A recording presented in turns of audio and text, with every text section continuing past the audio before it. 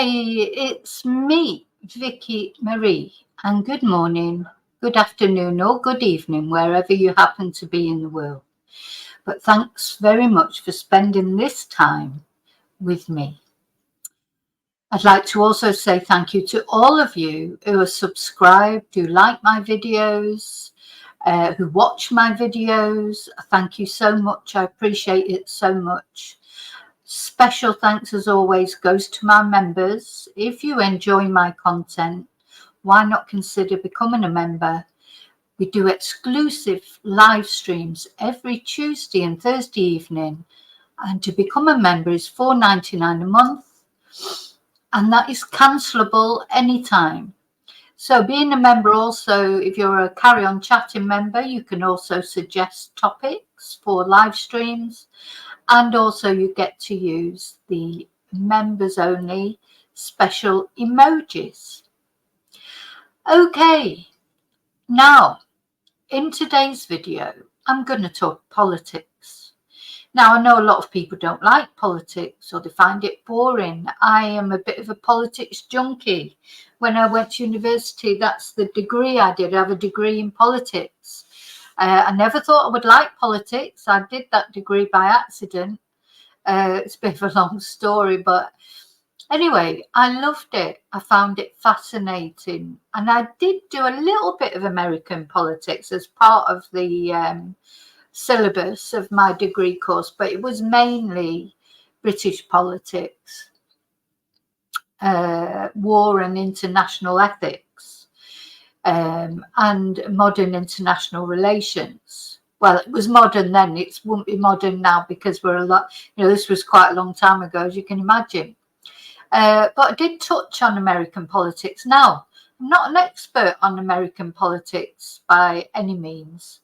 I don't really understand, they have a completely different system to the British system.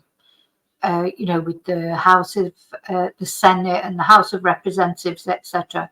I don't understand. I will freely admit I don't understand all the ins and outs. Oh, by the way, I just want to thank everybody who has either bought me a Ko-fi, sent me a super sticker, emailed me, PayPal me. Thank you so much. So I'll take my banner off now. So yeah, I'm by no means an expert, but I'm learning every day. I'm finding it more and more fascinating, especially at the moment because there's an election coming up. Now, I know, as I say, a lot of people think politics is boring, but politics affects every part of your life, even as American politics. It doesn't matter if you're British, if you're Australian, it doesn't matter where you're from. American politics, because America is one of the superpowers, it does affect, of course, everybody. And I think particularly Britain, because we're always in lockstep a little bit, aren't we, with America, with this special relationship that's become a little bit frayed over the past years, I think. But, America has a huge influence over many other political systems through the world. So, it is always important what's happening there. It's like, a lot of other countries take their lead from America, like the rise of populism in the UK was really a bit of a throwback, isn't it? Or a reason why Boris Johnson was successful in winning, because, even though he wasn't really, sorry, just pressed the wrong button then. Boris Johnson should never have been Prime Minister, and he wasn't capable of being Prime Minister, but he managed to become Prime Minister because of the rise of populism after Donald Trump became Prime Minister. Then, of course, Donald Trump lost the next election and Joe Biden took office, and it felt like a return to serious politics. But unfortunately, it also brought with it wars, which Donald Trump always says would not have happened under his watch. And maybe they wouldn't. That's something we're going to look at briefly. But that's not really the subject of this video. So the thing is, what I've been most sort of struck by in the run up to, as we're running up to a presidential election in the fall, in the autumn, is the inflammatory language that is used on the not the Democrat side, on Donald Trump's side. Now, Donald Trump, you cannot deny he's popular. There's no point in just saying, no, he's this, that, and the other. And you have to try and understand, why is he popular? Why do people like him if he's so awful, as a lot of people think he is? So that's what you have to think about. And also, though, to me, it's just the language that he uses is like war talk, isn't it? He uses words like warriors and fight, and we won't give in, and it's like the rhetoric that he uses is so inflammatory, which of course led to the insurrection at the White House on Capitol Hill. There was serious doubt that he would even leave the White House when his term finished. But there was worry that he may just refuse to leave. I mean, that's just never happened before, is it? It's just, you would never think, like same in the UK, you would not think, when there's an election and a change of government, I don't think it would cross many people's minds that the actual incumbent prime minister might just refuse to leave, or cause, invoke all his supporters to come along, or her supporters to come along and cause a revolution or a riot. You don't expect that. Politics, democracy is not perfect. I think it's impossible to have a perfect system personally, but you just have to have the least worst system, don't you? And democracy works at least up to a point. What is the alternative at the end of the day? So, could pray for a revolution and this sort of utopian world that Marx promised everybody, but we've seen that doesn't happen in reality. They tried that in Russia and China, and real that it sounds great, but it's communism. Unfortunately, the principle of communism, although it's sort of got this bad name now, principle of communism is good, but it is an idea, an ideal. When you try and put it into practice, it doesn't work, or certainly it's never been put into practice in a decent way, so it's become like a horrible thing now to think of communism. But maybe human nature, just, so this is the debate, isn't it? I remember one of my lecturers when I was at university telling me that politics is the battle for ideas. And I never sort of looked at it that way before. It's a battle for ideas. You've got someone telling you that socialism is good, you've got someone else telling you conservatism is good, Trumpism, Starmerism, all these isms. And everybody's trying to convince you that is good, but you have to make your own mind up, of course. And I suspect the truth is, isn't it, that none of them are good, completely good. To me, working together is the best way of conducting government. Not this swing from side to side and attacking each other. At the end of the day, whether it's Britain, America, China, whatever country it is, you should be working for the best for your country, for your citizens. Not with these ideologies taking over. Anyway, so what struck me a lot in this campaign, now I'm focusing on the last couple of weeks, where it's just been one thing after another, hasn't it? And, we're now poised at a point where it's going to be a dirty campaign. It's going to be a long campaign. We've still got, I think it's October or November. And it's going to be brutal, I think. And then I thought, oh my God, what if it did literally become, because we've had an assassination attempt, all this, that doesn't seem to have taught Donald Trump anything. I thought after that he might realise to, lower the tone, the aggressive tone in politics. But no, that hasn't happened. So, you know, there's this sort of real anger. There's insults being flown around. You know, politics should be about debate. As I say, it's a battle of ideas. It's not a war. You know, it shouldn't be a war. Not now, not in 2024. And this is what made me think, God, what if there was another civil war? Because America just seems, and not only America, but a lot of places, there's so much polarized opinion at the moment. You know, the center ground is hard to find. It's either right or left, and nothing really in the middle. So, you know, what if there was? What if there was an insurrection? You know, and anyway, I broached this subject with my son, who just completely poo-pooed me like he poo-poos everything that I ever say.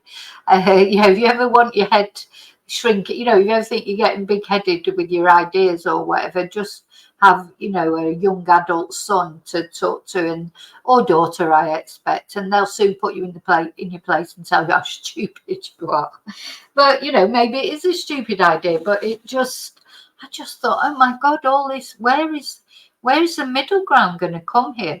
So apparently in America, there's more or less, you know, there's certain states that they're never going to change, no matter who the candidate is. No, you know, no matter what. You know, some vote Republican, some vote Democrat, and that'll never change in a million years. And there are about 7 states which are swing states, which could go one way or another. So that's really what these candidates, they're fighting for those main swing states. Probably the other states, they're more or less certain of getting the votes that, you know, there are some states are never going to vote Democrat in a million years.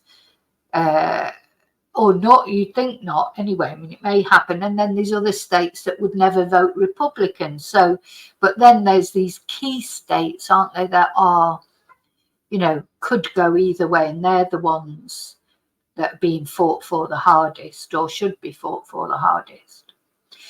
So that's the premise that I'm taking. So I just, you know, I've been wanting to make this video for quite a while, but there's always something else happening. I think it's a little bit quiet at the moment, though. I just was looking at some news this morning, which I'll mention at the end of this video, but I haven't prepared to put in. So we're going to start with where all this, I think. So we had, you know, of course, President Trump, who's been through his problems, he's been convicted. Then another court case was dropped against him, but he's still popular. It doesn't seem to matter what President Trump does or what comes up against him. He still seems to be popular with his supporters, of course, but he's not popular with everyone. And then, of course, Joe Biden, again, popular with his supporters. There are some people, as I say, they would always vote Democrat no matter, you know, who was in charge of it, of the party. But the problems with President Biden, of course, have been worries about his age, his health. Can he manage another 5 years? He's 81 years old. And Donald Trump is 78 years old. So I think if, you know, in my opinion, I think America deserves better, to be honest. Deserve younger candidates with fresh ideas. And, you know, it just amazed me that these two were up against each other again. And they're both too old, in my opinion. I'm sorry, I don't like ageism. But, you know, you've got to think they've got to get through another 5 years. And Joe Biden, by the time this term would have finished, would be 86. And not only health, frailty, etc. I think you need some new ideas. You need some younger ideas. The world changes so quickly. I mean, experience is valuable. Don't get me wrong, experience is valuable. But to me, there should always be a combination. And then Donald Trump, again, you know, well into his 70s. So is this really the best that these parties have got to offer? Anyway, never mind. So that was the situation a couple of weeks ago. So Joe Biden pushed for the debates. So it all started unraveling for Joe Biden when he pushed for, I'm going to put my video on that I prepared earlier with all the different all the different videos we're going to look at, clips, etc. Way that now. Oh. So yeah, he pushed for this debate, and here we've got a little a montage. It's not the whole debate because obviously that's quite long, but I just want to give credit to Joe, which is a YouTube platform, who've put together the most important parts, because this is what was the beginning of the end for Joe Biden. He just totally fluffed all his lines, didn't he? And he said later he was tired, but it became apparent that he was losing the thread of what he was saying. He was apparently used to have a stutter. He's overcome a stutter, but he was stumbling over all his words terribly. So let's have a look. Where there are 40% fewer people coming across the border legally. That's better than when he left office. And I'm going to continue to move until we get the total ban on the total initiative relative to what we're going to do with more border patrol and more asylum officers. President Trump? I really don't know what he said at the end of that sentence. I don't think he knows what he said either. Look. So really, Donald Trump wasn't brilliant in this debate either, but Joe Biden was so visibly, I thought, visibly old and frail that, you know, I think that day, that moment was the beginning of the end for Joe, and maybe that's when he should have immediately even stepped down, just said, look, he just can't do it. Anyway, didn't, did he? Limped on for a little bit longer. But I just want to make a big thing in America, as in all countries at the moment, is immigration. So a big debate. Donald Trump said he was going to build a wall, didn't he? Around America. Joe Biden's much more welcoming to immigrants. Of course, we mustn't forget that everyone in America was an immigrant once. You know, I mean, the Native Americans are not, you know, that neither of them is a Native American, that's for sure. So, you know, it's quite, it's intriguing to me, this attitude of anti-immigrants or anti-migrants or whatever, because immigrants built America at the end of the day. But you know, so it's a big thing, isn't it? It's a hot potato. It's what's talked about all the time, and I do think that's one area you've got a clear difference between these two. Joe Biden is much more open to immigrants, etc. Open borders. You know, there's been a lot of complaints about the borders, that Donald Trump tightened up the borders and now they're just like uncontrollable. You know, so this is a big issue. We had the safest border in the history of our country. That $2 trillion tax cut benefited the very wealthy. What I'm going to do is fix the tax system. For example, we have 1,000 trillionaires in America. I mean, billionaires in America. And what's happening? They're in a situation where they, in fact, pay 8.2% in taxes. If they just paid 24%, 25%, either one of those numbers, they'd raise $500 billion, I should say, in a 10-year period. We'd be able to wipe out his debt. We'd be able to help make sure that all those things we need to do, child care, elder care, making sure that we continue to strengthen our healthcare system, making sure that we're able to make every single solitary person eligible for what I've been able to do with the with the COVID. With dealing with everything we have to do with. Look, if we finally beat Medicare. Thank you, President. Now, I think the way they conducted this debate was good, because they let one person talk and they wouldn't let, you know, they could only talk one at a time, because nothing worse when they're all shouting each other down and interrupting, like we saw in the debates for the UK election. It was ridiculous, really. You should give them a chance and then the other person a chance to respond. But that's up to the interviewer to control that properly. But this was an actual thing in this debate.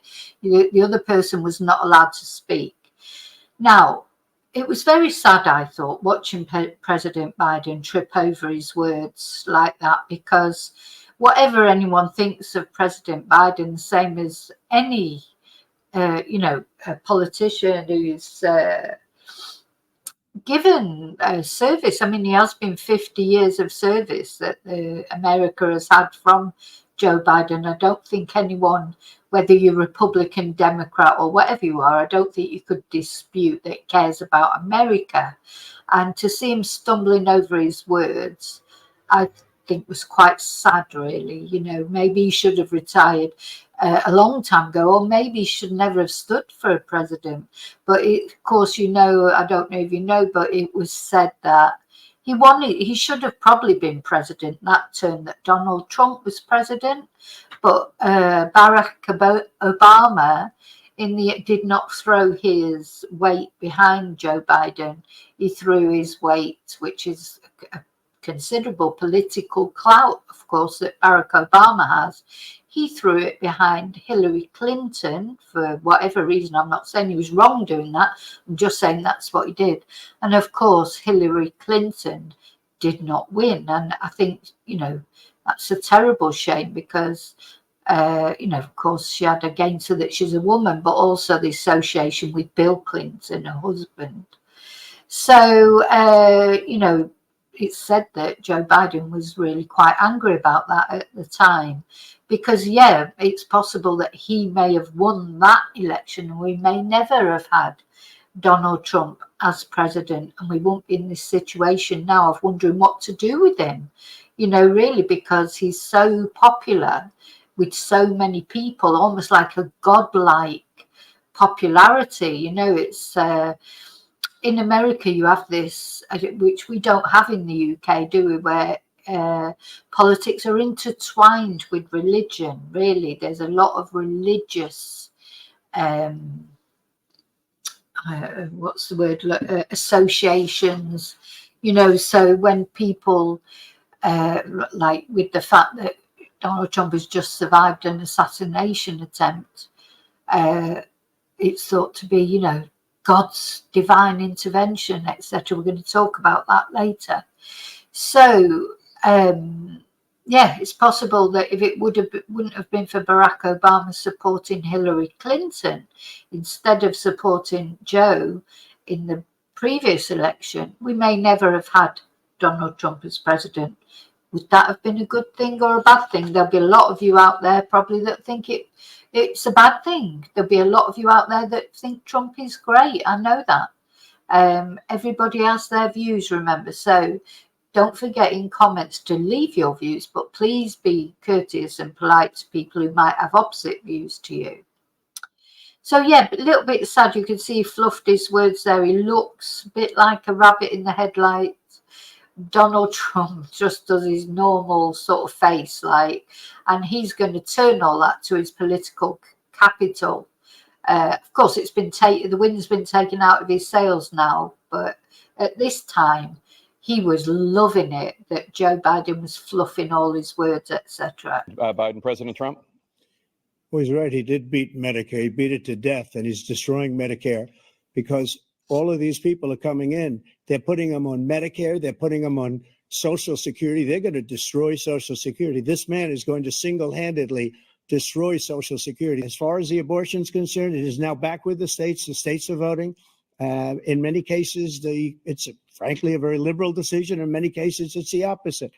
But they're voting, and it's bringing it back to the vote of the people, which is what everybody wanted, including the founders, if they knew about this issue, which frankly they didn't. Yeah. Now, this is another big thing. So I think that the biggest sort of things in America at the moment, aren't there? There's immigration. Then there's the abortion issue, a woman's right to choose. That's something that's just recently been overturned, hasn't it? That, you know, women don't have a right to choose. But anyway, I don't know the ins and outs of it. And everyone's got their views on abortion, etc. And I've got my own views, but the thing is, it just feels like they're sort of going backwards, you know. And he's saying like the founders didn't have to, because of course the Constitution of America was written by the founders of America, and it's very hard to change anything in it. That's why they can't do these gun laws, the right to bear arms, you know, things like that. Well, of course, there's nothing in the Constitution about this because that wouldn't have been something that was an issue then. So this is still being debated, but of course a lot of people in the Republican Party are denying women their right to choose. They do seem to have a very down view on women. I don't know, it's like we'll see later Donald Trump's new running mate, J.D. Vance, and the comments he's made that have really sort of peed everybody off, even Republicans. But if you're a woman, you'd be peed off by the remarks he made. You know, there's this sort of support welling up now of women against the Republicans, and that won't bode well for them. So even lifelong Republicans, because of the comments that J.D. Vance has made, are angry now with him, and they seem to forgive Donald Trump anything. It doesn't seem to matter what Donald Trump says or what he does. I mean, you know, whenever I mention him to my son, it's like first thing he says, oh, well, of course he is a child lover, a P. He is an rapist, and apparently paid off that porn star. Sorry, I don't mean to laugh because it's funny. It's just, how is he even still candidate? You know, how has he voted candidate again with all those things? Do you imagine someone in the UK running for Prime Minister with all those things against them? I mean, it just wouldn't happen. So it's quite strange, isn't it, how it's still happening in America, and he's still popular even amongst women. But they would have, everybody wanted brought back. Ronald Reagan wanted it brought back. He wasn't able to get it. Everybody wanted it brought back, and many presidents had tried to get it back. I was the one to do it. And again, this gives it the vote of the people, and that's where they wanted it. And just 1 second, he said we killed 3 people. The people we killed are al-Baghdadi and Soleimani, the 2 greatest terrorists, biggest terrorists anywhere in the world. And it had a huge impact on everything, not just border, on everything. He's the one that killed people with the bad water, including hundreds of thousands of people dying, and also killing our citizens when they come in. We are living right now in a rat's nest. They're killing our people in New York, in California, in every state in the union, because we don't have borders anymore. Every state is now a border. Yeah, you know, so it's like blaming immigrants for every murder that, you know, and I'm sure there are immigrants, migrants or whatever that murder. I know there are. We had the recent case of Rachel Marin, and of course big fuss was made that was an illegal immigrant that has murdered her. And not only that, someone who already had a murder charge in his own country, in El Salvador. But of course the problem there is, you know, not the, you know, the sort of thousands of migrants who don't murder people. The problem is that he was allowed, something wrong on the border control, definitely there, because how he got, apparently he got over the border on his 3rd attempt, and he shouldn't have been allowed into America. He had a red alert out on him from his own country, and somehow he slipped under the guard, and that is terrible, and I'll be the first person to say that. But the other thing we have to remember is there's lots of murderers that aren't immigrants. You know, you've got Stefan Stearns just recently. He's not an immigrant. You've got the serial killer, the Gilgo Beach killer, Rex Howerman. He's not an immigrant. You've got the guy, the Delphi killer, I can't remember his name, that killed the 2 girls, Abby and her friend. He's not an immigrant. You know, you can't just focus on some cases and then say that all immigrants do. It's not true. But it does need looking at. I agree, it does need looking at. And for, you know, anyone, but it's interesting because actually the family and friends of Rachel Marin, they must be Democrats. That's all I can imagine, because they are really angry that Rachel has been used as a political pawn. They don't want her used as a political pawn. As far as they're concerned, it's nothing to do with Victor, her murderer, being an immigrant. It's a whole, you know, it's a different argument they think that people should be having. But Donald keeps using this inflammatory language, and yet apparently he has a big Hispanic vote. So it's what I mean. It's full of conundrums. This is fascinating. I went to the World War II cemetery, World War I cemetery he refused to go to. He was standing with his 4-star general, and he told me, he said, I don't want to go in there because they're a bunch of losers and suckers. My son was not a loser, was not a sucker. You're the sucker. You're the loser. President Trump? Yeah, now Joe Biden got really angry there, didn't he? Now, Joe Biden's got a real thing about service people. You know, he always, at the end of every speech he makes, he thanks the service people. I think his son is referring to there was in the army. So there's this comment that Donald Trump is supposed to have made, that these service people who died were suckers and losers. Now, of course, he's going to deny it, but President Biden is insistent. Biden is insistent that he did say it. First of all, that was a made-up quote, suckers and losers. They made it up. It was in a third-rate magazine that's failing, like many of these magazines. He made that up. He put it in commercials. We've notified him. We had 19 people that said I didn't say it. And think of this. Who would say I'm at a cemetery or I'm talking about our veterans? Because nobody's taken better care. I'm so glad this came up and he brought it up. There's nobody that's taken better care of our soldiers than I have. To think that I would, in front of generals and others, say suckers and losers. We have 19 people that said it was never said by me. It was made up by him, just like Russia was made up, just like the 51 intelligence agents are made up, just like the new thing with the 16 economists are talking. It's the same thing. 51 intelligence agents said that the laptop was Russia disinformation. It wasn't. That came from his son, Hunter. It wasn't Russia disinformation. He made up the suckers and losers, so he should apologize to me right now. 4-star general standing to your side who was on your staff who said you said it, period. That's number one. And number two, the idea that I have to apologize to you for anything along the line. We've done more for veterans than any president has in American history. The crimes that you are still charged with, and think of all the civil penalties you have. How many billions of dollars do you owe in civil penalties for molesting a woman in public, for doing a whole range of things, of having sex with a porn star on the night while your wife was. So now, Donald's face, to me, it just makes me laugh, and it shouldn't make me laugh. It's not really funny because he's been accused of serious things, but the way he nodded to a couple of things. Watch what he does. He nods to a couple of things, and then he does shake his head to the having sex with a porn star, which is quite odd. Better care. I'm so glad this came up, and he brought it up. Talking, it's the same thing. 51. How many billions of dollars do you owe in civil penalties for molesting a woman in public, for See how he nodded to that? doing a whole range of things, of having sex with a porn star on the night.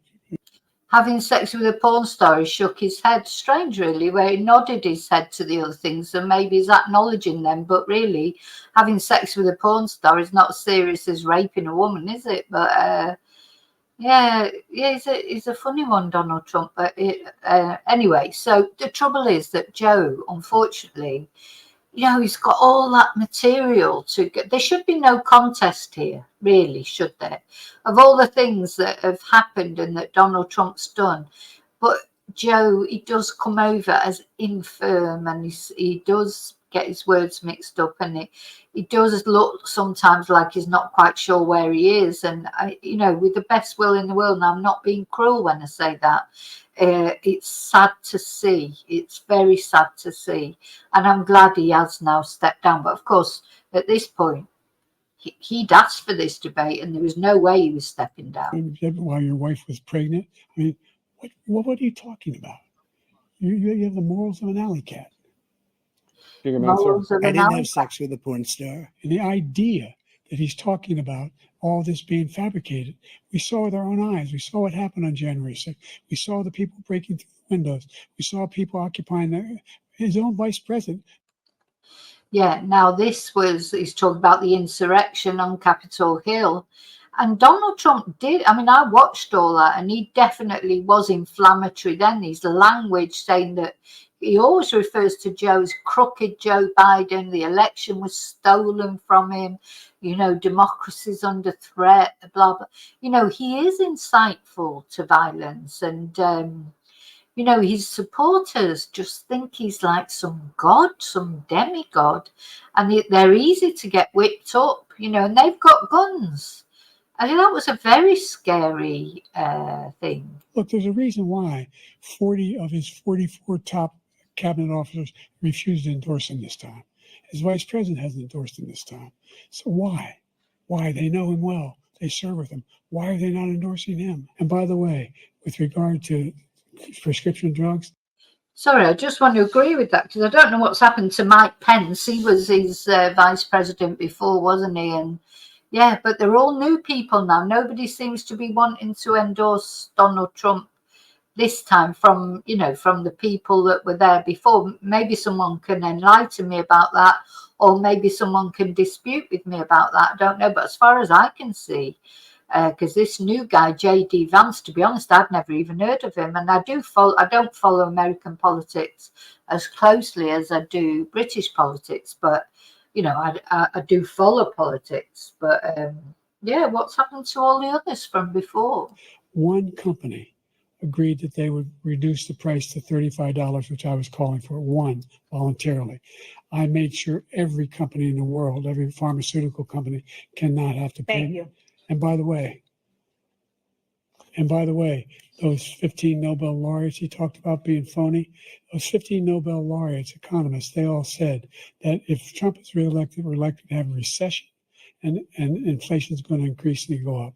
And by the way, worst president in history, 159 presidential scholars voted him the worst president in the history of the United States of America. What do you say to voters who have concerns about your capabilities to serve? Well, I took 2 tests, cognitive tests. I aced them, both of them, as you know. We made it public. He took none. I'd like to see him take one, just one, a real easy one. Sorry. I go through the first 5 questions. He couldn't do it. I took 2 cognitive tests. I aced it. I mean, he's so full of himself. I did make Joe Biden laugh there, I'll say that. Now, the thing is, I don't think Joe Biden has lost his marbles. I just think he's got slow because he's older. He can keep up a debate for quite a long time. It's just every now and again he loses the track. God, I'm already doing that. And, he's got quite a few years on me. People do that even at younger age, but of course it's got worse for him. So I honestly don't think he's lost his cognitive abilities. I just think they've slowed down. And of course it's coming over now. I mean, in the last election, I think he was still, quite he wasn't as frail looking as he is now. And now people can see that he seemed so much younger than his age in the last election, but now he looks every minute of his age, really, doesn't he? But Donald, he passed these cognitive tests. But I took 2 cognitive tests. I took physical exams every year. And, we knock on wood wherever we may have wood, that I'm in very good health. I just won 2 club championships, not even senior, 2 regular club championships. To do that, you have to be quite smart, and you have to be able to hit the ball a long way. And I do it. He doesn't do it. He can't hit a ball 50 yards. He challenged me to a golf match. So now it descends into an argument about golf. Of course, Donald Trump was talking about his health and everything. He didn't realize that within a couple of weeks he was going to get practically, he nearly was going to lose his life for an assassination attempt. I thought that assassination attempt would sort of give him a bit of humility or something, but it didn't, did it? He can't hit a ball 50 yards. I think I'm in very good shape. I feel that I'm as in good a shape as I was 25, 30 years ago. Actually, I'm probably a little bit lighter. Hold the phone. You can't be president of America unless you're good at golf, apparently now. So all those professional golf players out there, you should apply to. You should try for a nomination, because apparently that's all you need is to be good at golf to be president of the United States. But I'm in as good a shape as I was years ago. I feel very good. I feel the same. But I was willing to take a cognitive test. And you know what? If I didn't do well, I aced them. Look, I'd be happy to have a driving contest with him. The reason I got my handicap, which when I was vice president down to a 6. And by the way, You know, now they're starting having this bloody thing about handicaps and whatever. What is it like? My golf club's bigger than your golf club. It's just ridiculous that a president of America, which is one of the superpowers in the world, that the presidential debate should end up being reduced to who's better at golf, who's got the biggest golf club, is it? I mean, come on. It's both of them here. If I would have been Joe Biden, I would have said, look, not getting into an argument about golf. I'm here to talk about, serious business of running America, for fuck's sake. Sorry, excuse my French, but this is getting into an argument about golf is ridiculous, I think. I told you before, I'm happy to play golf if you carry your own bag. Think you can do it? That's the biggest lie that he's a 6 handicap of all. I was an 8 handicap. Yeah. 8, oh God, who but I cares? have, how many? I've seen you swing. I know you swing. Okay, Let's let's not act like children. President Trump, we're going to 21 turn. Let's not act like children. Let's see what your numbers are when this Let's election not is act over. like children. Let's see. You're a whiner. When you lost the first time, you continued. You appealed and appealed to courts all across the country. Not one single court in America said any of your claims had any merit, state or local, none. But you continue to provoke this lie about somehow there's all this misrepresentation, all this stealing. There is no evidence of that at all. He is a sore loser. I mean, you can just see that in his face. It's just like as if he'd lost a game of golf when he lost being the president. He didn't ever want to admit that he'd lost. I don't think he ever could. I mean, what sort of a majority would someone have to have for him to accept that he'd actually lost? Now, of course, all the things he was saying, they filtered down to his supporters and everything, and people still to this day say he was cheated out. I better get some comments on this video. Oh, well, no, well, he was cheated out the election. And I tell you what, I doubt whether you'll accept it because you're such a whiner. The idea, if you lose again, you accepting anything, you can't stand the loss. Something snapped in you when you lost the last time. I've said before, Russia will not prevail in this war. Okay, so of course he said to him, "You're a whiner, you couldn't accept you lost," and I do think that's true. So anyway, that was a bit of a disaster for Joe Biden, to be honest, because even the good points that he got over, and the fact that Donald Trump wasn't brilliant in that debate again, were overlooked by the fact that he kept stumbling over his words, and we saw it there, and then. Right after that, and actually I need to get my, I've got like a little list of events here that I need to get up so that I keep on top of the events. Right after that, he made 2 really big gaffes. So that debate that they had was on Thursday, June the 27th. God, it's only a month ago. Last month in American politics, there's more happened that normally happens in 10 years. So yeah, Biden was slurring his words and he was often looking confused because we've only seen bits of it, but I watched the whole thing and sometimes he's just there and you think it doesn't even know where he is. Then Thursday, July the 11th, this happened, and this just made it even worse. Get to the right point.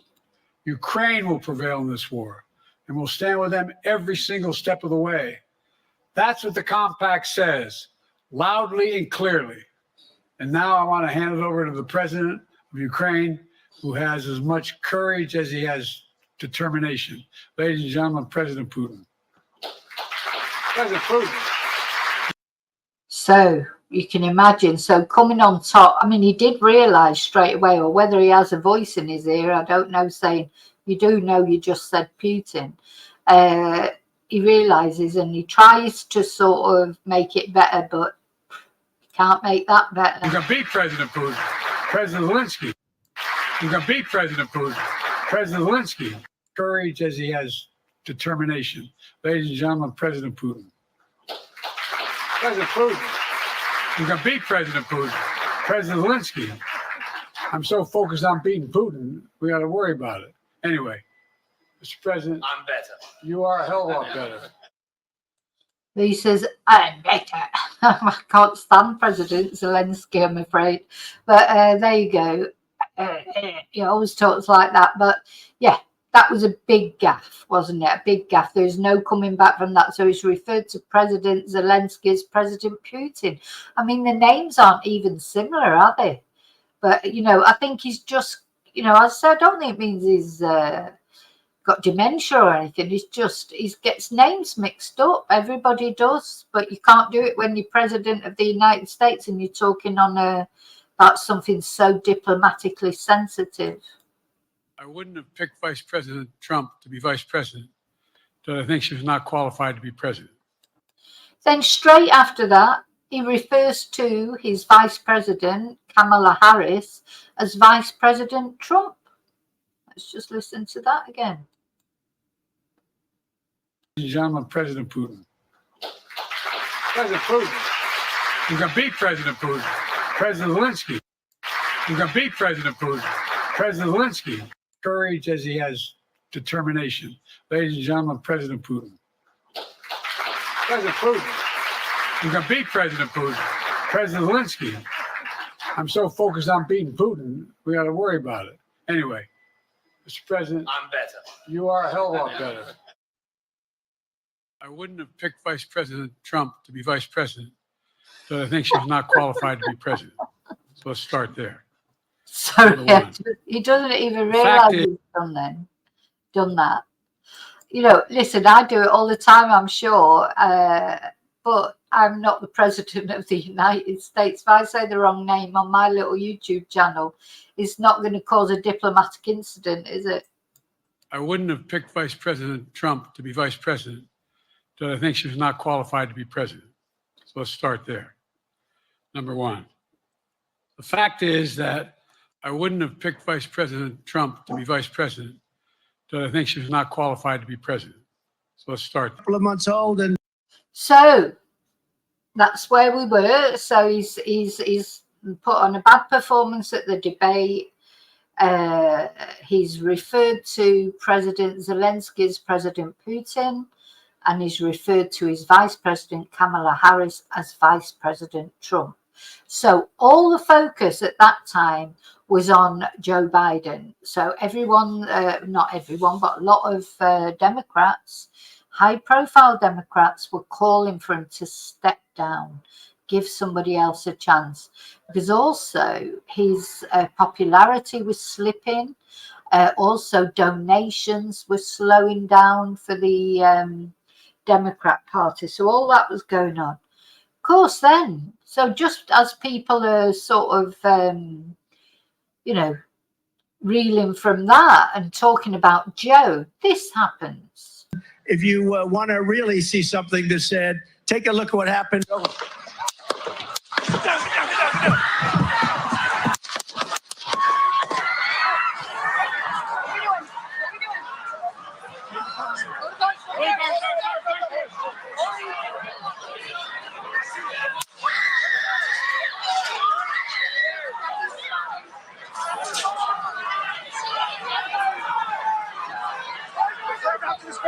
Move it there. Hold. When you're ready, on you. Ready? Move. Move. Go. Hawkeye's here. Hawkeye's here. Move it to the stand. Get ready. You ready?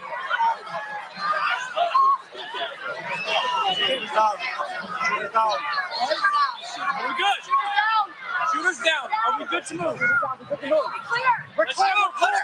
We're clear.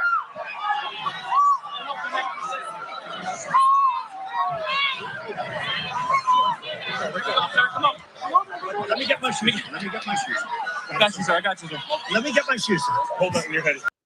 He wants his shoes, doesn't he? Now, as soon as this happened, I said, oh my God, he's going to win the election now, you know, because this will, you know, just make him even more popular.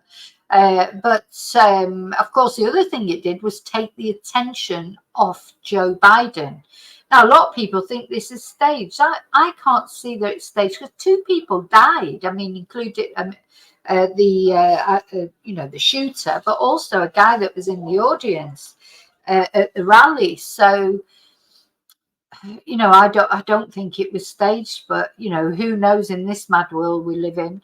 But whatever, it took the attention of Joe Biden, and he got a moment of respite because everybody was talking about this rather than talking about how infirm Joe Biden was. So we got to move to the bus. I mean, I think Donald Trump, he looks genuinely shaken. I do think the Secret Service were pretty rubbish.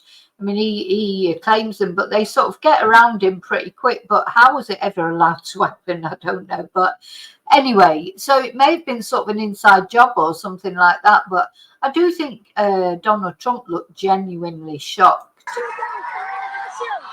What's up?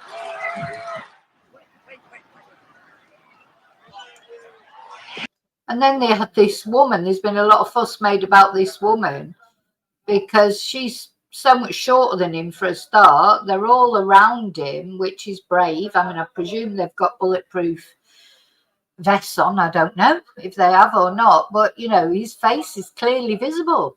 Now, is that intentional though? Then you think, because that resulted in that iconic photo. There's an iconic photo come out of this, and he raised his fist, didn't he? Fight, fight, fight.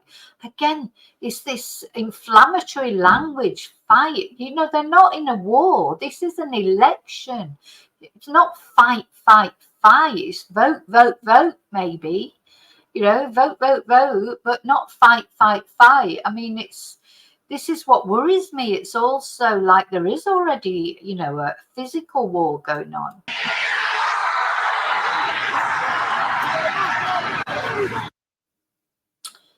Just sort of. Oh, that's a little bit We'll watch it one more time. old, that chart. That chart's a couple of months old. And if you want to really see something that said, take a look at what happened.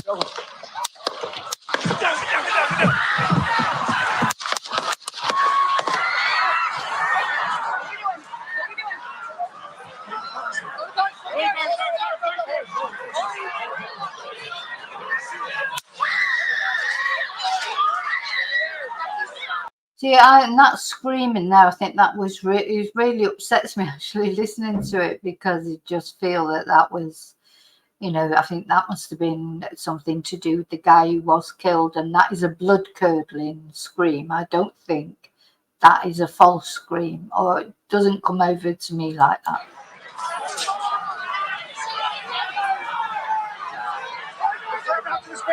Move it there. Hold. When you're ready, on you. Ready. Move. Up. Move. Go. Up. Hawkeye's here. Hawkeye's here. Move it to the stand. Get ready. Get ready. You ready?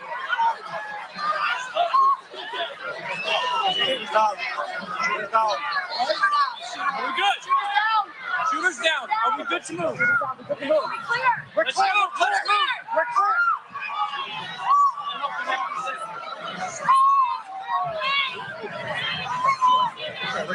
Come on. Let me get my shoes. I got you, sir. Let me get my shoes. Hold up, your head is bloody. So we got to move to the bus. Let me get my shoes. Okay. What's up?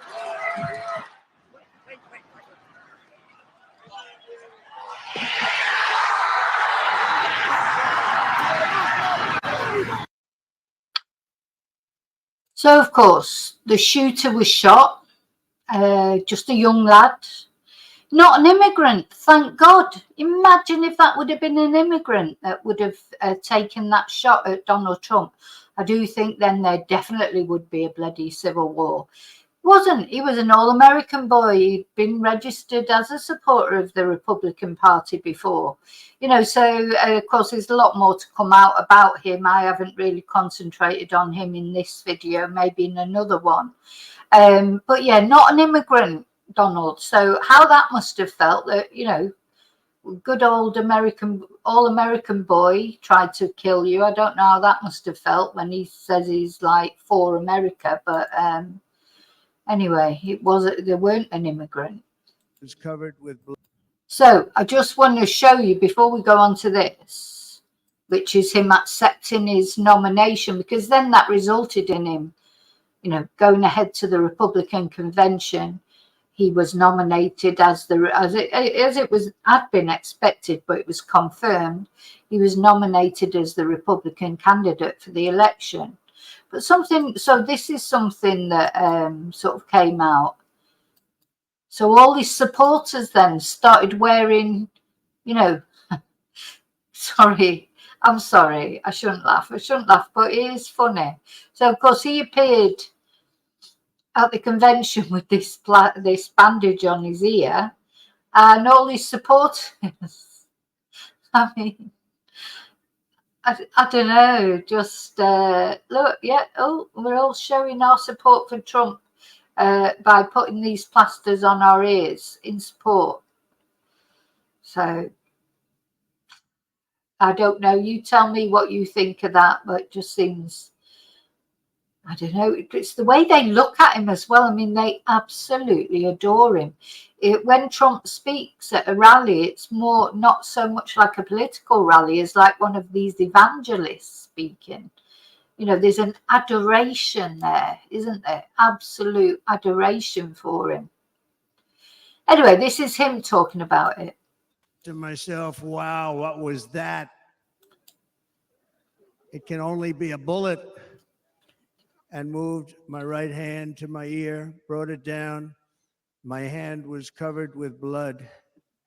I am running to be president for all of America, not half of America, because there is no victory in winning for half of America. Yeah, so he's saying this, but he's not actually running for all of America because, you know, his language, all this fight, and, you know, these people that are trying to steal democracy and this, that, and the other. He's not, is he running for them as well? So tonight, with faith and devotion, I proudly accept your nomination for President of the United States. Thank you. Oh, no.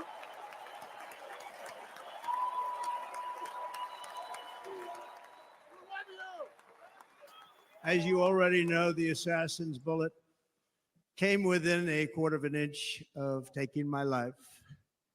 So many people have asked me, what happened? Tell us what happened, please. And therefore, I will tell you exactly what happened. And you'll never hear it from me a second time because it's actually too painful to tell. I started to, like this, turn to my right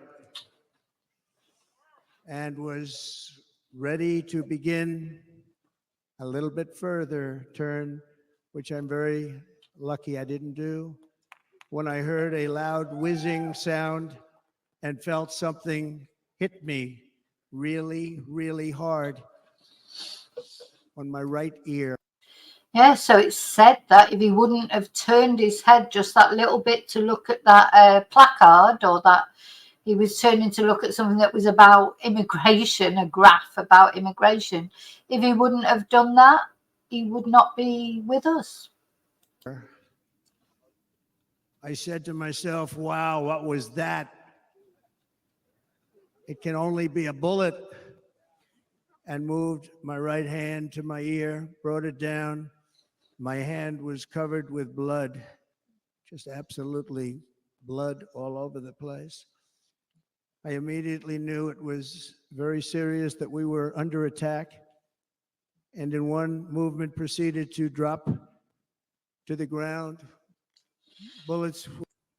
Now, he is a good speaker, Donald Trump, I think. I think you've got to give him credit for what he deserves credit for.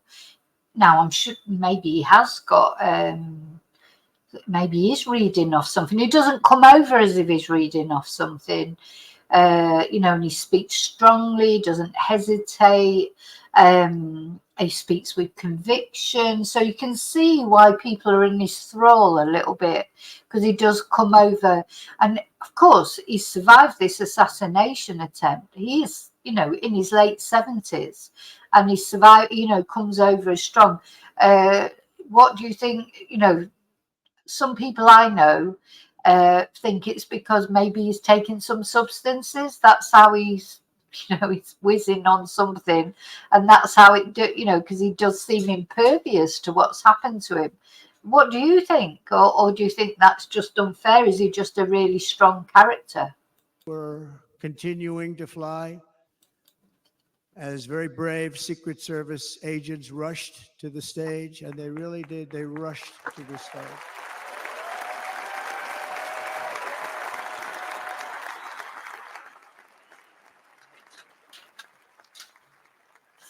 These are great people at great risk, I will tell you, and pounced on top of me so that I would be protected.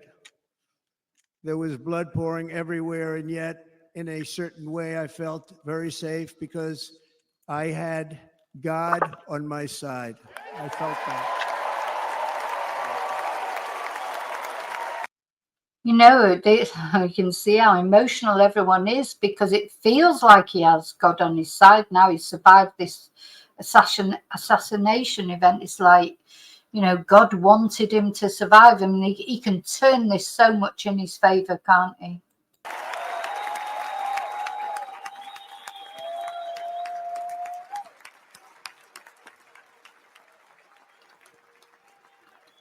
The amazing thing is that prior to the shot, if I had not moved my head at that very last instant, the assassin's bullet would have perfectly hit its mark, and I would not be here tonight. We would not be together. I ask that we observe a moment of silence in honor of our friend Corey.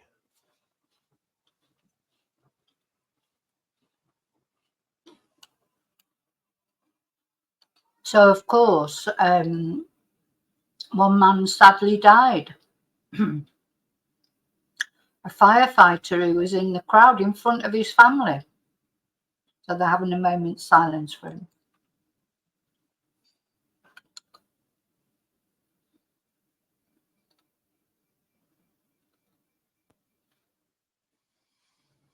There is no greater love than to lay down one's life for others. This is the spirit that forged America in her darkest hours. And this is the love that will lead America back to the summit of human achievement and greatness. This is what we need. Nothing will stop me in this mission because our vision is righteous and our cause is pure. No matter what obstacle comes our way, we will not break, we will not bend, we will not back down, and I will never stop fighting for you, your family, and our magnificent country. Never.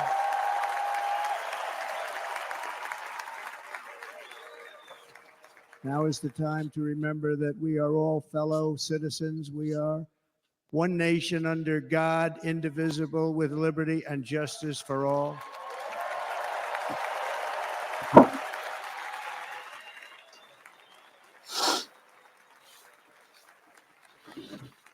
And we must not criminalize dissent or demonize political disagreement, which is what's been happening in our country lately.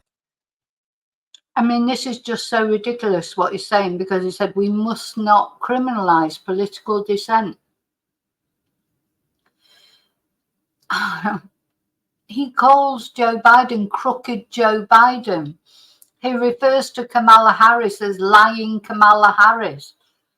He is so inflammatory in his rhetoric. So I agree with him. We should not criminalize political dissent, etc. But for goodness sake, he's the one. He's the one that's stirring everything up, and it is him. Because after, and you know, after, bear in mind for what we do look at later, after the assassination attempt, everybody reached out to Donald Trump, including Joe Biden, You know, everybody spoke out and said how terrible it was and it shouldn't have happened and blah. And let's not forget that Donald Trump made fun of Nancy Pelosi when her husband was attacked with a hammer. Said, oh, how's your husband, by the way? You know, so he has not been so gracious with standing up for people who were attacked, or, you know, because of his, or maybe not because of his, but because of political sort of dissent, or people not agreeing and thinking that violence is the way. He was not so gracious to people. So he should not, what he's saying here is not true of the way he acts. At a level that nobody has ever seen before. In that spirit, the Democrat Party should immediately stop weaponizing the justice system and labeling their political opponent as an enemy of democracy. So what he means is because he's been prosecuted and found guilty. Now, don't get me wrong, Joe Biden did say some things, didn't he, about him being, it should be in the bullseye or something like that. He made some bad comments too. No, none of these people listen to what they're saying. They're in the public eye. Well, the president and the challenger to be president, the ex-president, their opinions matter. They filter down to normal people. Especially since that is not true. In fact, I am the one saving democracy for the people of our country. I am deeply honored to be joined by my amazing wife, Melania.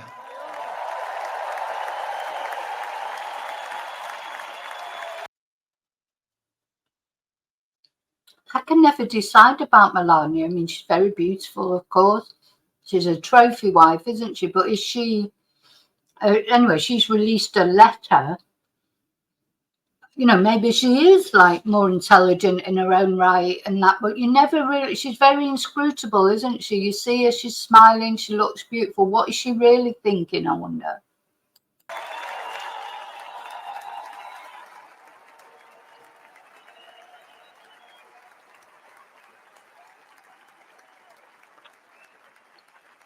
Very strange. Is she a robot? And Melania, thank you very much. You also did something really beautiful, a letter to America calling for national unity, and it really took the Republican Party by surprise. I will tell you, it was beautiful.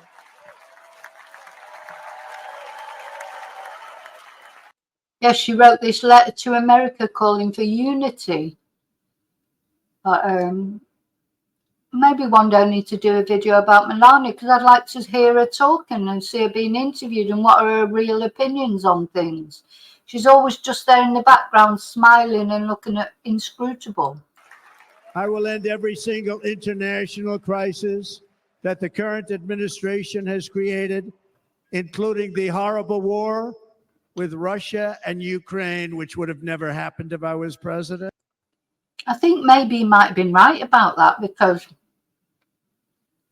I think possibly part of the reason why that war started is Putin was being marginalized, wasn't he? And he didn't like it, obviously. But I think, I know I'm not justifying his invasion. I'm not justifying anything. I'm just trying to look at it as it happened. I know that Boris Johnson missed a phone call to him. I know that Putin was feeling like, you know, NATO was expanding too much, too quickly. And Donald and Putin do, you know, they're probably, that probably tells you a lot. They do have a better relationship. And you can't underestimate these things, you know. That's how many people have died in that war. I mean, I can't even think about, we hardly see anything about it these days, but it's still going on. People are dying, not only Ukrainians, Russians, God, no, everybody's dying. It's just disgusting. I hate war. I don't agree with any war. But I think it's true that if anyone could have stopped the invasion, it would have been Trump. So this is what I mean. Why can't they all work together? Because if they could work together, you could take the good things about Trump, and there are some good things, and put them with the good things. Could have put them with the good things of Joe Biden. And the war caused by the attack on Israel, which would have never happened if I was president. Iran was broke. Iran had no money. Now Iran has $250 billion. They made it all over the last 2.5 years. Less than 4 years ago, I handed this administration the strongest border in American history. But you can see on the chart that saved my life, that was the chart that saved my life. I said, look it, I'm so proud of it. I think it's one of the greatest. It was done by the Border Patrol, one of the greatest charts I've ever seen. It showed everything just like that. You know the chart. Oh, there it is. That's pretty good. Wow. Bet you're frightened to look at it Last now. time I put up that chart, I never really got to look at it. But without that chart, I would not be here today. I tell you this, we want our hostages back, and they better be back before I assume office, or you will be paying a very big price.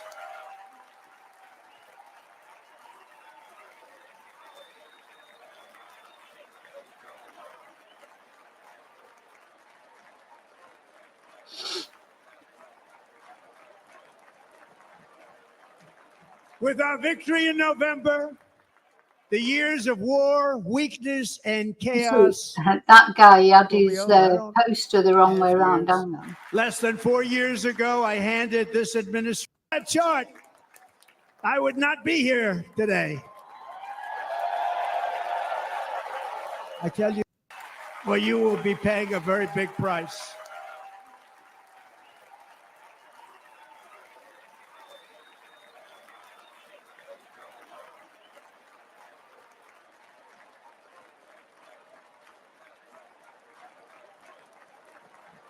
Bring them home. With our victory in November. Look, make America great again. He don't realise he's got it upside down. The years of war, weakness, and chaos will be over. I don't have wars. I had no wars other than ISIS, which I defeated, but that was a war that was started. We had no wars. I could stop wars with a telephone call. I could stop wars with a telephone call. Maybe he could. Stop wars with just a telephone call. If properly stated, it would never start. We will replenish our military and build an Iron Dome missile defense system to ensure that no enemy can strike our homeland. And this great Iron Dome will be built entirely in the USA. We're going to build it. Just a few short days ago, my journey with you nearly ended. We know that. I think Trump is popular because he does concentrate on America. He's not really interested in what's happening in the rest of the world, as long as it doesn't, encroach on the Americans. And I think that's what the Americans like, that he is focused on America. I think Zelensky won't want Trump to become president because I think he can say goodbye to all the the billions of dollars that he's been given. Definitely, I don't think Trump will be doing anything like that. So I think that's a reason why the Americans like him as well, because they want their country sorting out, not other people's countries. And yet, here we are tonight, all gathered together, talking about the future, promise, and a total renewal of a thing we love very much. It's called America. We live in a world of miracles. None of us knows God's plan or where life's adventure will take us. We can do it together. We will unite. We are going to come together, and success will bring us together. Nothing will sway us, nothing will slow us, and no one will ever stop us. No matter what dangers come our way, no matter what obstacles lie in our path, We will keep striving toward our shared and glorious destiny, and we will not fail. We will not fail. Together, we will save this country. We will restore the republic, and we will usher in the rich and wonderful tomorrows that our people so truly deserve. America's future will be bigger, better, bolder, brighter, happier, stronger, freer, greater, and more united than ever before.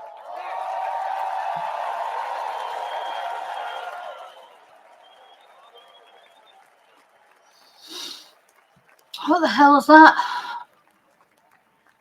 And quite simply put, we will very quickly make America great again. Thank you very much. Thank you very much, Wisconsin. God bless you. God bless you, Wisconsin, and God bless the United States of America, our great country. Thank you very much, everybody. Thank you. So yeah, so he seems to manage to convince everyone he is a man of the people as well. When has he ever really led a normal life like normal Americans do? I don't know much about his. Trying to think about his childhood. Has he always been rich? I just don't know. You know, he seems to be able to convince people. He's just like, you know, your average Joe on the street, and people like him. You cannot detract from the fact that people like him, whether we like him or we don't like him, or whether we think, whatever we think of him. There's plenty of people out there think he's bloody brilliant. So that has to be understood. Now, he's taken on this J.D. Vance now as his running mate for vice president. I didn't know anything about him. Maybe you don't know anything about him, but he's got a real thing about Britain, about England. He's very down on England. Yeah, I mean, you know, don't know what the special relationship is going to be like if they win, because he seems to think England is just a shithole, really. So, or Britain is just a shithole. So let's see a little bit about him.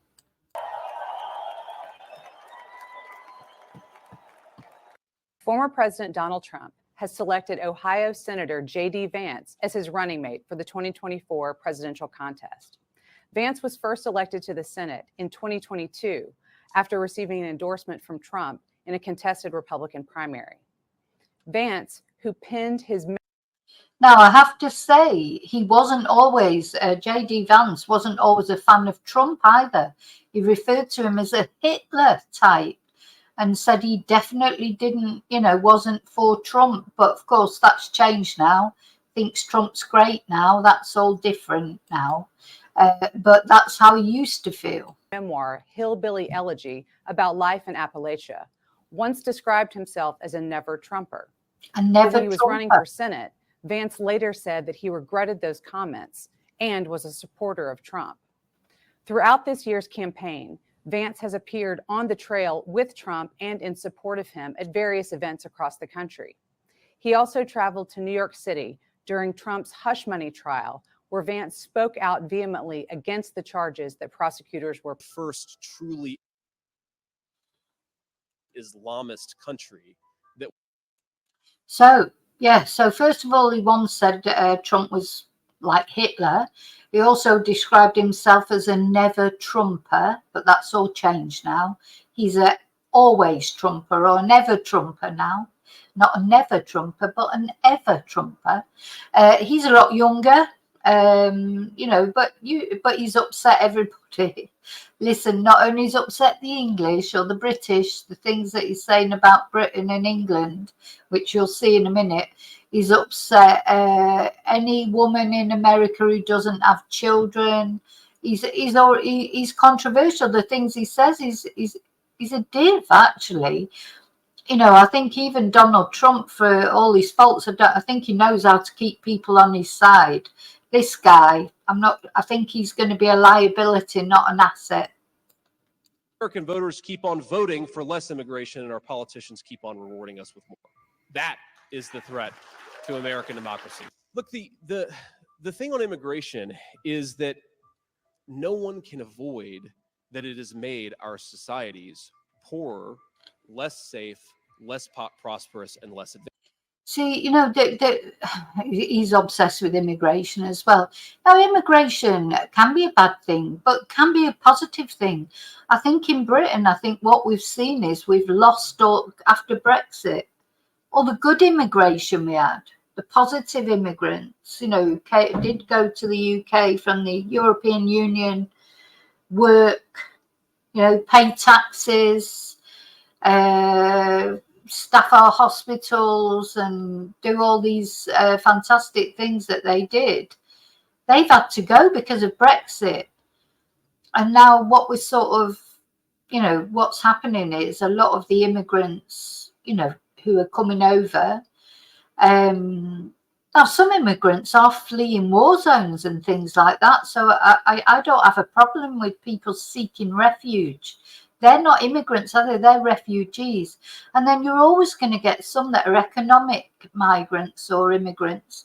And it's just got to be controlled at the border, hasn't it? You know, it's...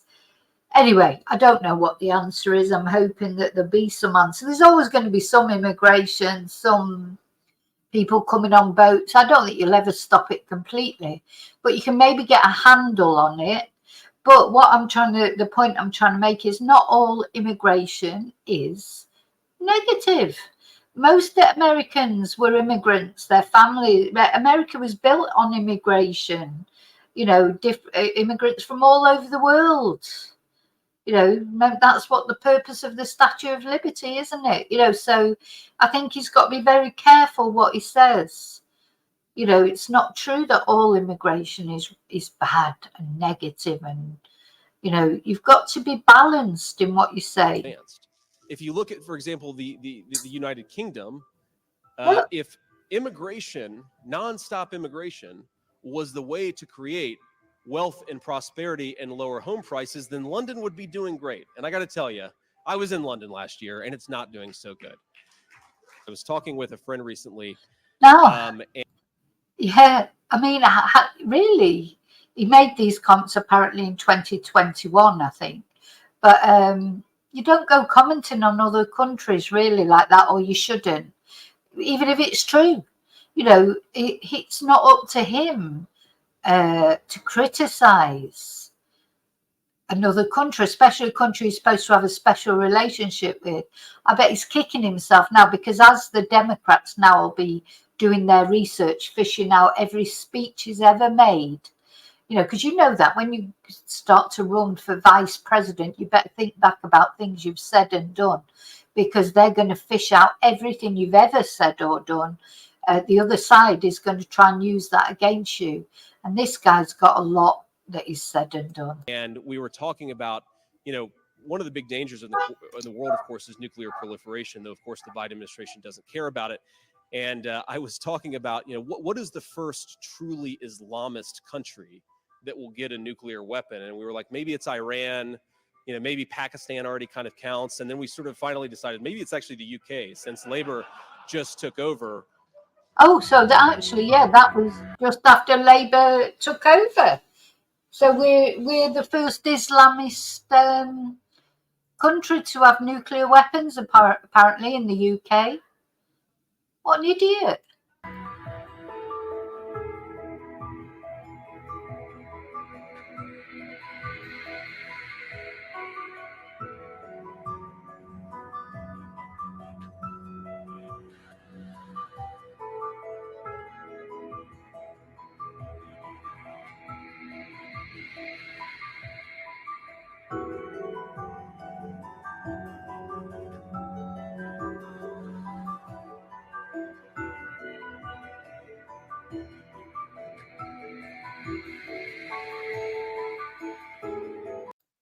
So this, of course, put the Labour Party, the British Labour Party, who've just assumed power, in a bit of a tricky position, because they probably wanted to tell him get stuffed.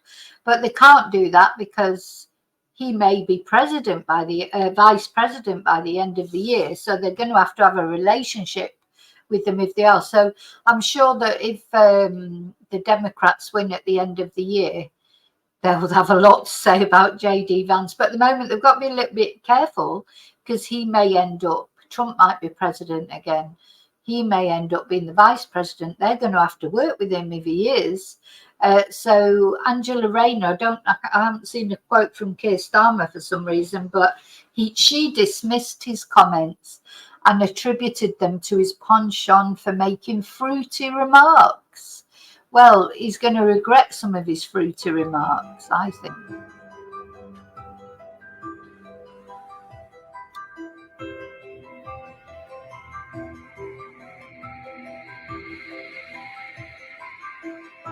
And we will have to cooperate with whoever wins the election.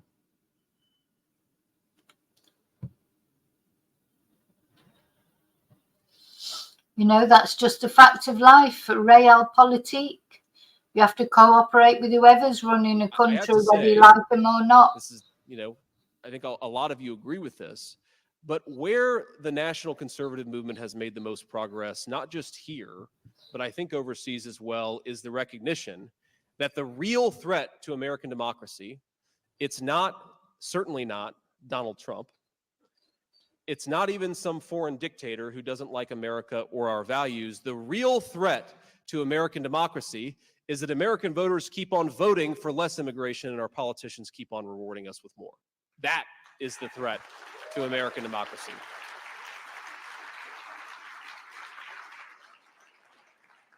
And I had a conversation with an English friend earlier today. And, you know, one of the things that's very obvious is that all over the Western world, in Germany, in the UK, in place after place after place, populations keep on telling their leadership that they want less immigration, and their leadership keeps on refusing to listen to them. It's just like a fundamental broken translation function in our sacred democracy. You know, that's not exactly true. They're just trying to get a handle on it. Well, the Conservative Party in the UK have been in power for 14 years and never managed to get a handle on it. So, you know, you can't blame it on the socialists. They've only just got in. Let's see what happens. That our elites don't seem to care about. And why don't our elites seem to care about it? Well, number one, they really benefit from the cheap labor, okay?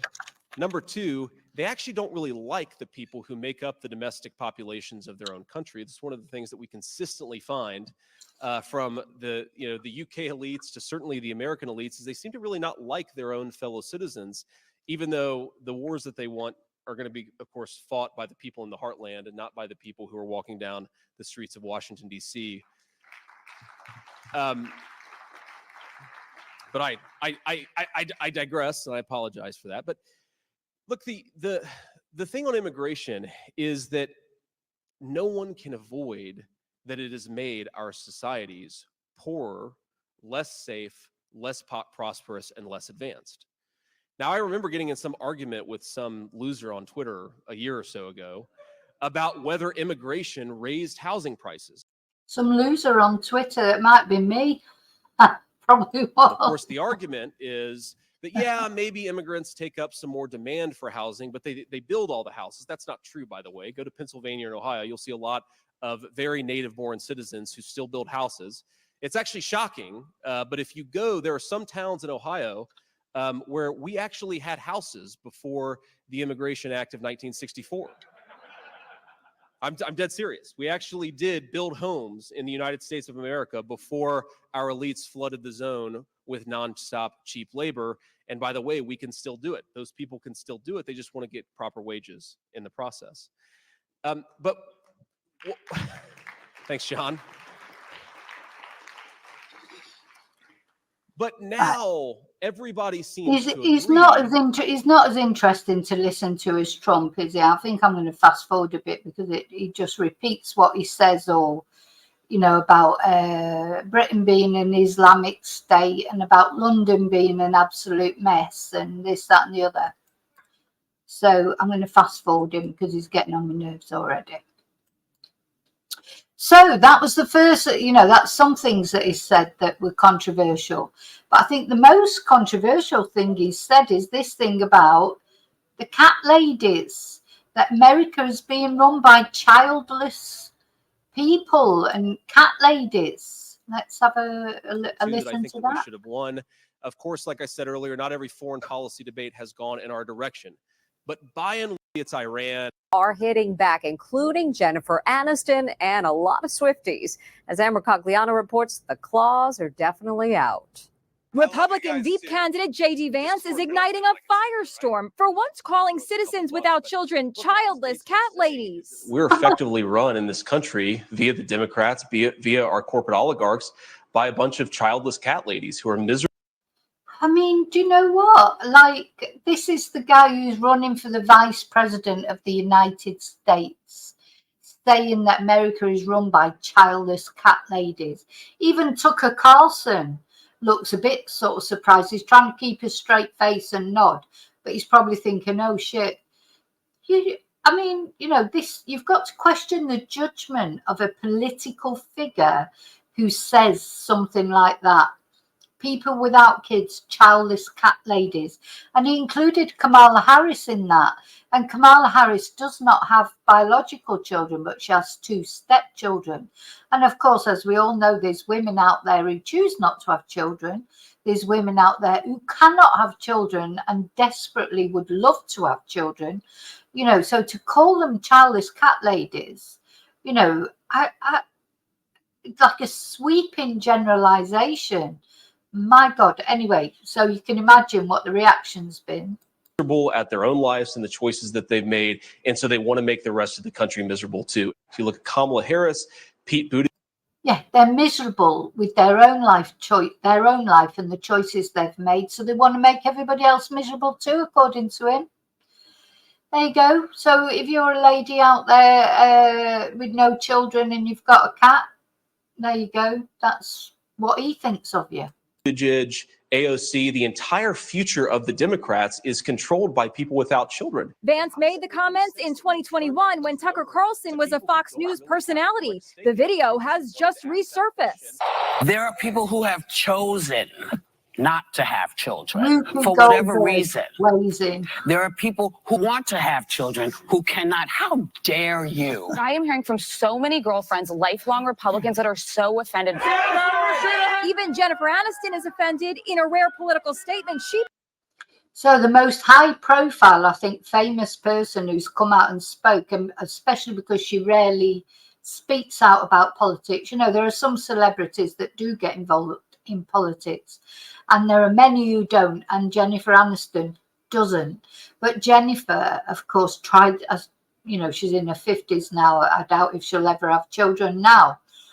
You know, it's well known that she's tried to have children, and I think that it is really completely offensive what is said to women who've tried to have children and just not been able to, or women who've just chosen not to have children.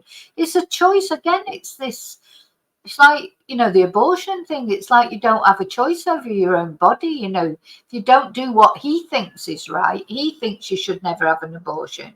He thinks you should have children.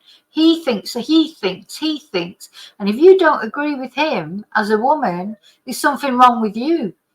But it's him trying to put his views out on people. And this is the guy who's running with Donald Trump to be vice president. And I think Donald's made a bad choice. Posted, I truly can't believe that this is coming from a potential VP of the United States. The 55-year-old actress, who has been open about her past struggles with fertility, spoke directly to Vance. I pray that your daughter is fortunate enough to bear children of her own one day. I spoke with 31-year-old Lauren Shake and her 2 cats. What was your reaction to J.D. Vance's resurfaced comments? A little bit of shock and a little bit of annoyance that that's still the commentary and has been the commentary about women who have cats or animals in general, that if you don't have kids and you have animals, you must be miserable and you can't, you know, do everything. I spoke with CBS News senior White House correspondent. God, I mean, you know, I'm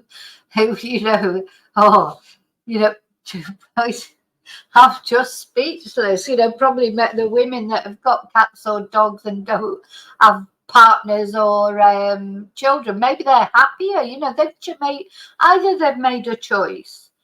Like Whoopi was saying, some women do choose not to. Some men choose not to have children. This is the age that we live in now, where you have got a choice. Other people are desperate to have children and can't have them. So either way, he's insulting people. You know, just so crass what he said. At O'Keefe. Do we know how this particular clip resurfaced? It's all part of what we call opposition research, when either side goes back and finds interviews that were conducted either on the air or in print by the various candidates. Harris, who is campaigning in Houston today, has 2 stepchildren, Cole and Ella, with second gentleman Doug Emhoff. Ella is speaking out. How can you be childless when you have cutie pie kids like Cole and I?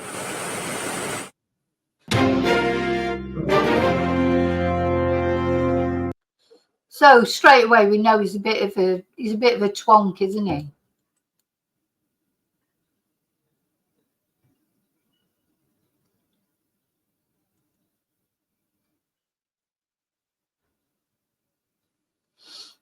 Sorry, we'll carry on this video in a moment. So that's where we were. You know, hang on, let me rewind that. So, boom, we couldn't stop for breath with all these things about the election. You know, you've got the debate, then you've got the assassination attempt, then Donald Trump is selected, then J.D. Vance is selected, then all this comes out that J.D. Vance has said. And then on the 20th of July, which was a Saturday, Joe Biden announces that he's got COVID, or his office announces that he's got COVID. But even with COVID, and though he's isolating with COVID, he insists he's the best person to take on Donald Trump in the election. However, by now, quite a lot of high-profile Democrats were saying that he should step down. But he insisted on the Saturday, he insisted he wasn't. He made a comment something like, I will step down when God tells me to. So it sort of almost sounded like unless he dies, he's not going to step down. Then the very next day, he issues a tweet on Sunday, the 21st of July, to say he is, in fact, stepping down. Were conducted either on the air or in print by the various. Oh. Now, I don't know if I can, should be able to read that. My fellow Americans, I don't know if I can. No, I might have to find it on Twitter because I'm struggling to read that.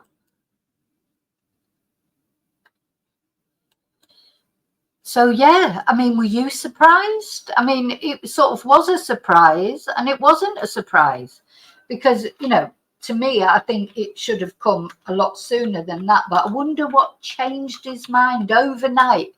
Literally went from one day saying he was standing and that was it. He was the best place. He was the best person to take on Trump, and then the next minute, boom, oh, by the way, no, I'm not going to take on Trump. And I'm going to read you his tweet when I get to it.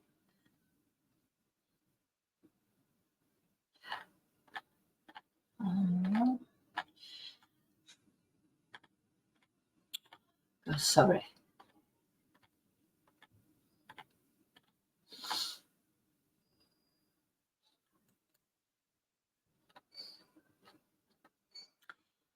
Bear with.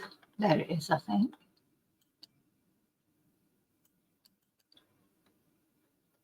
Yeah, my fellow Americans, over the past 3.5 years, we have made great progress as a nation. Today, America has the strongest economy in the world. We've made historic investments to rebuilding our nation, lowering prescription drug costs for seniors, and expanding affordable health care in a record number of Americans.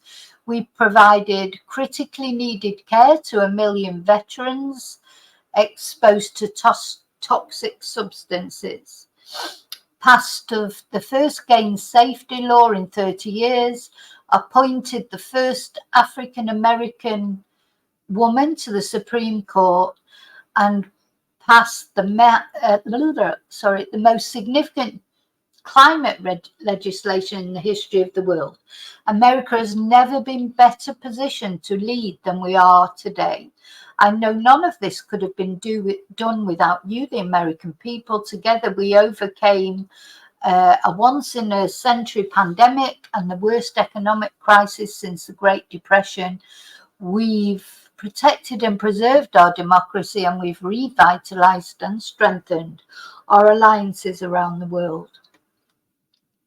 It has been the greatest honor of my life to serve as your president, and while it has been my intention to seek re-election, I believe it is in the best interest of my party and the country for me to stand down and to focus solely on fulfilling my duties as president for the remainder of my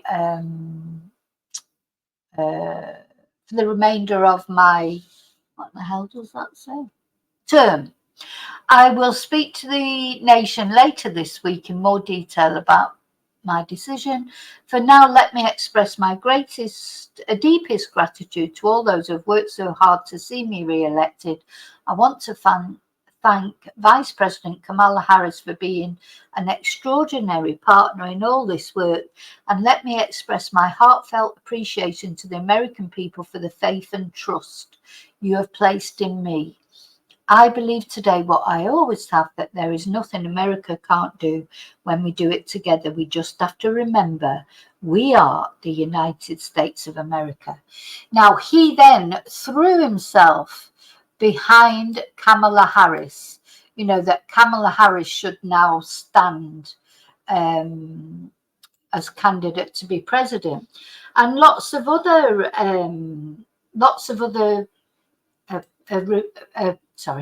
Democrats also endorsed Kamala.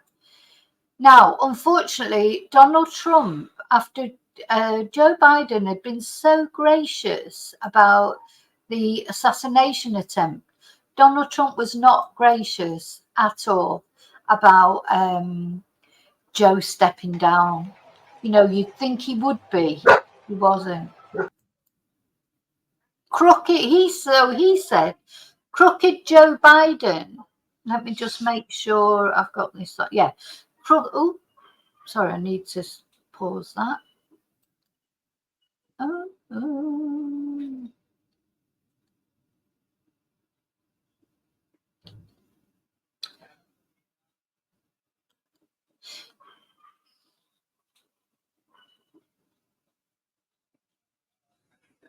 He's made many nasty comments about Joe on his.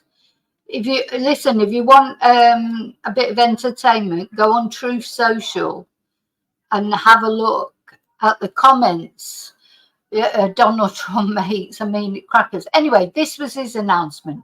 Instead of saying, "Oh, thank you, Joe, for your service," blah de blah de blah. Look forward to, you know, any normal politician would say, "I look forward to lively debates with Kamala Harris, but I think we will come out victorious." You know, something like that, but not be nasty, not be personal. No, not Donald Trump. Crooked Joe Biden is the worst president by far in the history of our nation. He's done so remember he was saying he was going to dial down like the political rhetoric. He's done everything possible to destroy our country, from our southern border to energy dominance, national security, international standing, and so much more.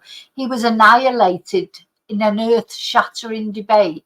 That's the debate with him, I presume. And now the corrupt and radical Democrats are throwing him overboard. He was not fit to serve from the very beginning, but the people around him lied to America about his complete and total mental, physical, and cognitive demise. Whoever the left puts up now will just be more of the same. Make America great again. He then goes on to insinuate, you know, he never had COVID. Like, he makes a lot of posts like this: "We are one movement, one people, one family, one glorious nation under God." he retweets things, glowing posts about him. I was going to read it all out, but I can't. I can't believe it. They're turning crooked Joe Biden, the worst president in the history of the United States, into a hero. He was pushed out of power like a dog. And look what the radical left is able to do. Very inflammatory language. So he was looking forward to Netanyahu coming over. He loves him. He loves old Netanyahu, or whatever his bloody name is, who's a murderer, in my opinion, just the same as Hamas. Don't get me wrong, I'm not saying Hamas are not murderers, they are. But I don't see the difference with Netanyahu.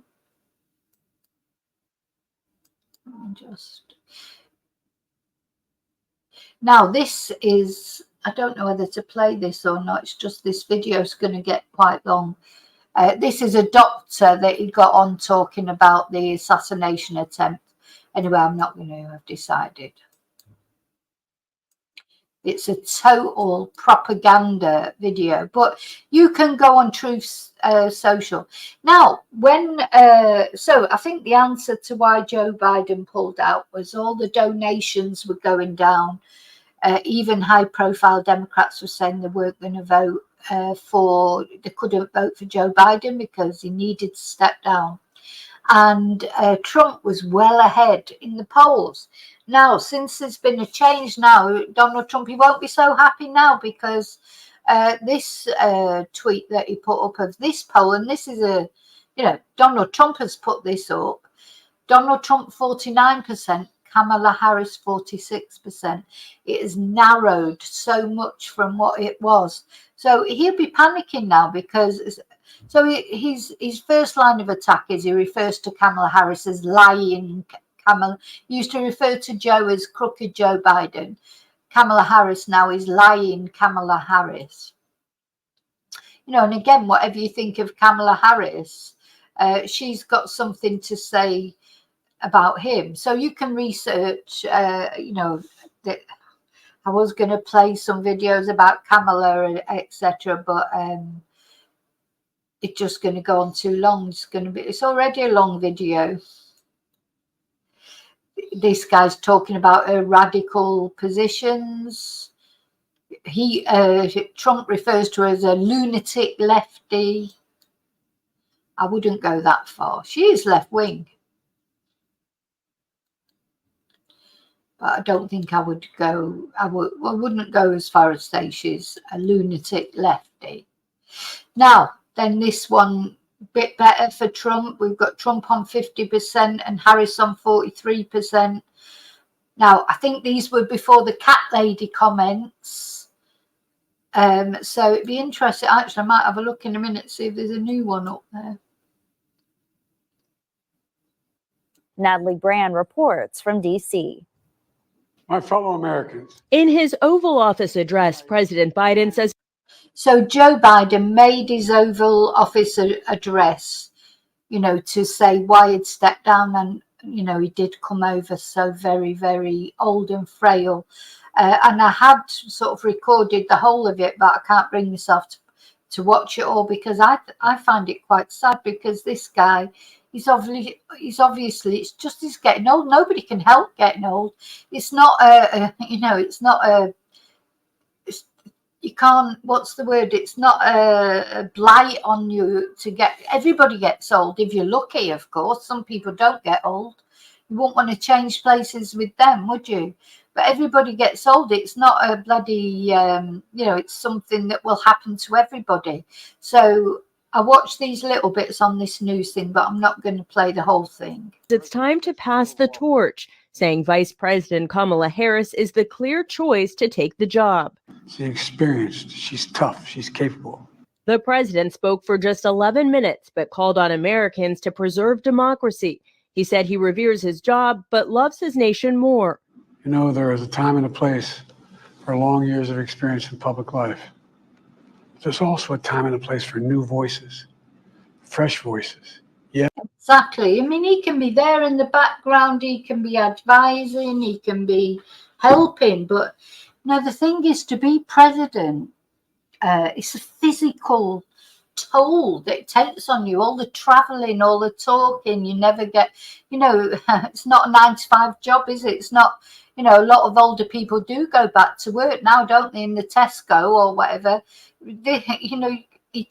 It's just too much. It's physically and mentally demanding of anybody, never mind an 80-odd-year-old person who does look increasingly infirm.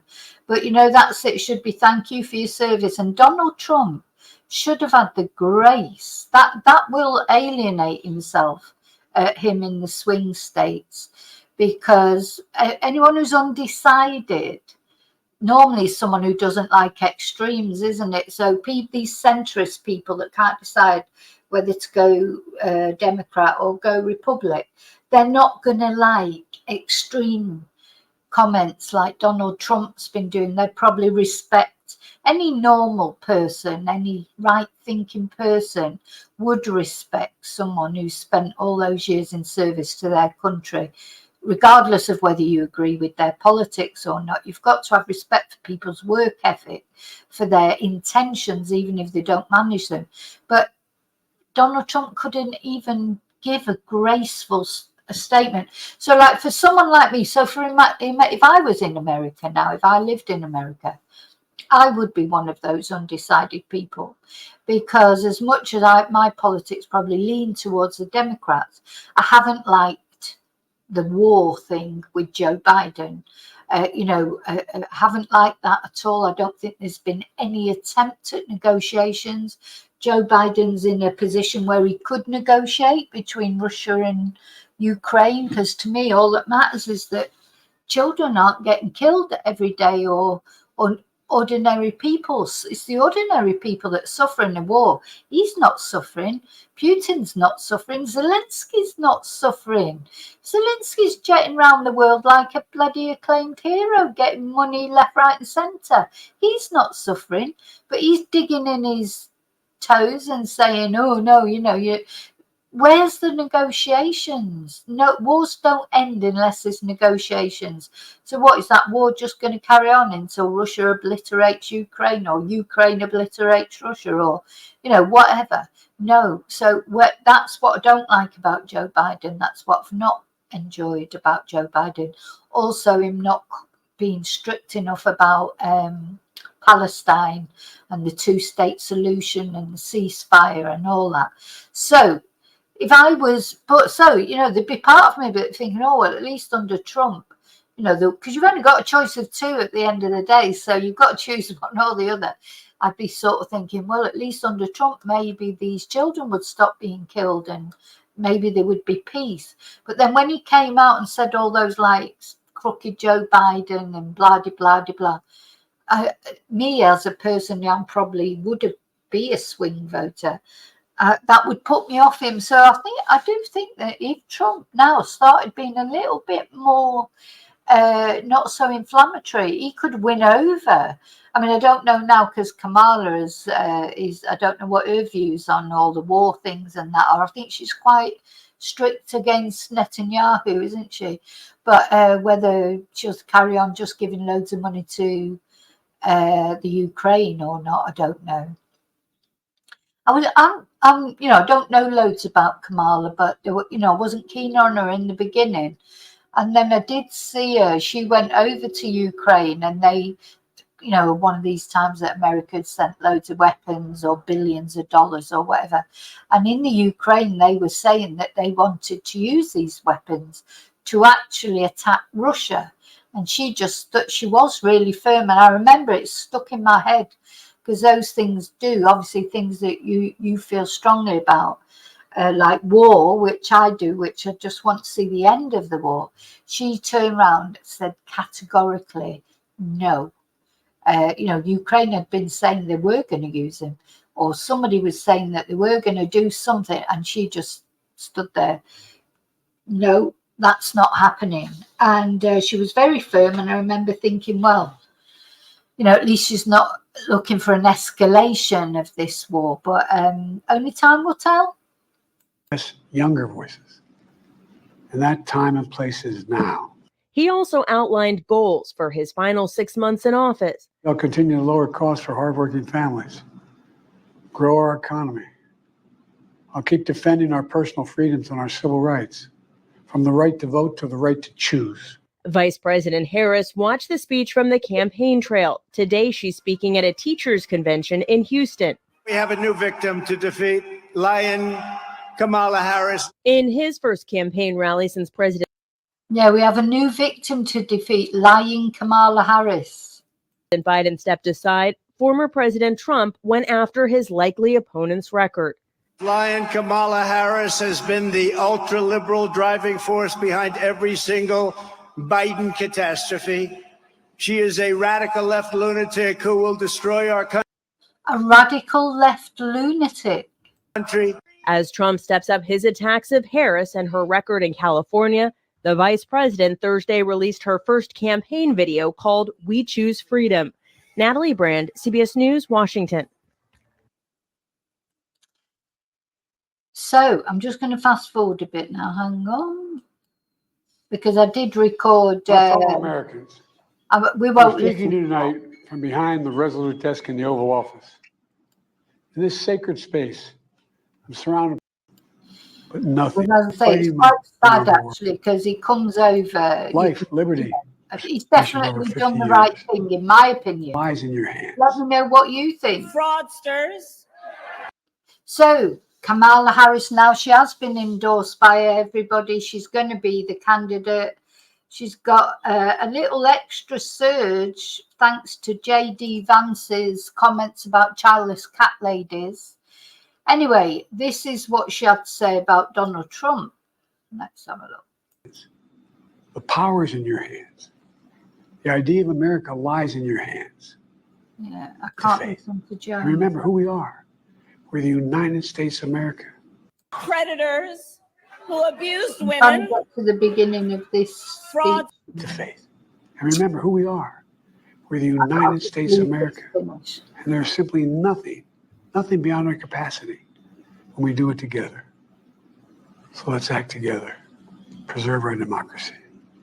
God bless you all. May God protect our troops.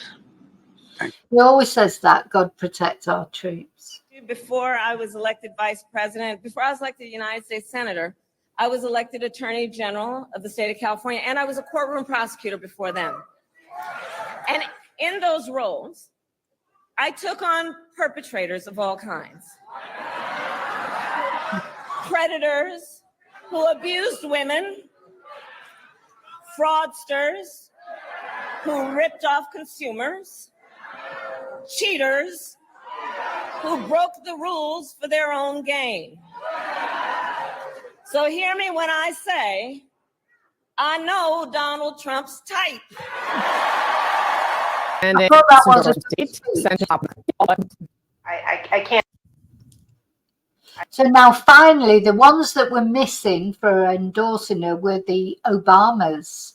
You know, Michelle and Barack Obama. Some people were even saying that Michelle might even run for president. But anyway, it hasn't happened. And we have this, it's a little bit of a cringy phone call of them. I want to start singing, I just called to say I love you. Because he virtually says that, Barack Obama. It's a little bit cheesy. But anyway, she's got their support. I can't have this phone call without saying to my girl Kamala, I am proud of you. This is going to be historic. We called to say Michelle and I couldn't be prouder to endorse you and to do everything we can to get you through this election and into the Oval Office. Oh my goodness. Michelle, Barack, this means so much to me. I am looking forward to doing this with the two of you, Doug and I both. Former President Barack Obama and Michelle Obama both giving Vice President Harris their endorsement at the conclusion of her first whirlwind week as the presumptive nominee. They join a long list of Democratic Party leaders who are giving Harris a boost, including President Biden, Dr. Jill Biden, the Clintons, congressional leaders, Chuck Schumer, Hakeem Jeffries, and Nancy Pelosi, the whole lineup. The Obamas had remained on the sidelines until now. Obama had said earlier in the week he wanted to see how the process played out inside the party. But now they're ready to put their weight behind Harris. The new statement on the endorsement, they say, quote, At a time when the stakes have never been higher, she gives us all reason to. So there you go. Yeah. No, have I ended up on full screen? Sorry. Yeah. That's the story so far. So what we don't know yet is who she's going to choose for her running mate. Possibly it'll be another woman. So, you know, that's quite exciting as far as women are concerned. Does she stand a chance against Trump? I mean, the fact is not only she's a woman, but she's a woman of colour. That'd be difficult in America. But apparently there's this, this sort of how this movement formed behind her, white women for Kamala. So there's like a movement of white women for Harris. Let's have a look. Cuomo's been talking about it on News Nation. Let's just have a look at that. So, I mean, I find it all fascinating. I hope I haven't bored you too much with this. It's a In long this election, I'm voting Joe. Something just happened I've never heard of before.